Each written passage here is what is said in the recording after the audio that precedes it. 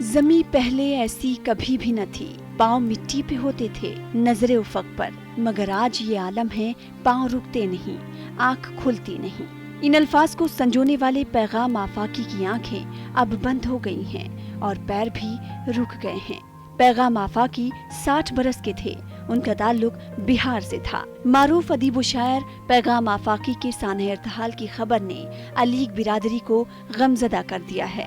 پیغام آفاقی ہماری نسل کے رائٹرز میں بہت ممتاز فکشن رائٹر تھے، اور یہ سمجھیے کہ سن 75 اور 80 کے بعد جن لوگوں نے افسانے لکھنے شروع کیے، ناول لکھنے شروع کیے، اس میں ان لوگوں میں ان کے ناول کو، جس کا نام مکان تھا، بہت امتیازی حیثیت حاصل کی۔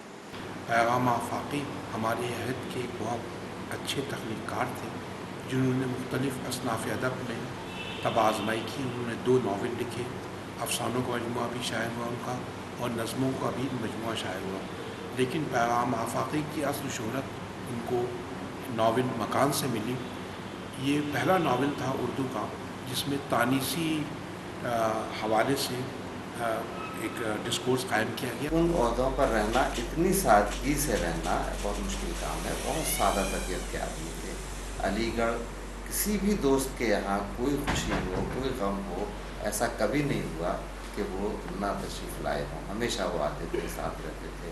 دوستوں کا بھی ان کے بڑا حلقہ تھا۔ اب آخری زمانے میں بہت افسوس کے ساتھ یہ کہنا پڑ رہا ہے، الفاظ نہیں ہیں، کہ جس تکلیف کے ساتھ وہ رہے اور تنہا رہے، اور جس طرح سے ہمیں چھوڑ کر وہ چلے گئے، اس کا افسوس صرف ان کے دوستوں کو ہی نہیں، بلکہ میں سمجھتا ہوں کہ پوری اردو دنیا کو۔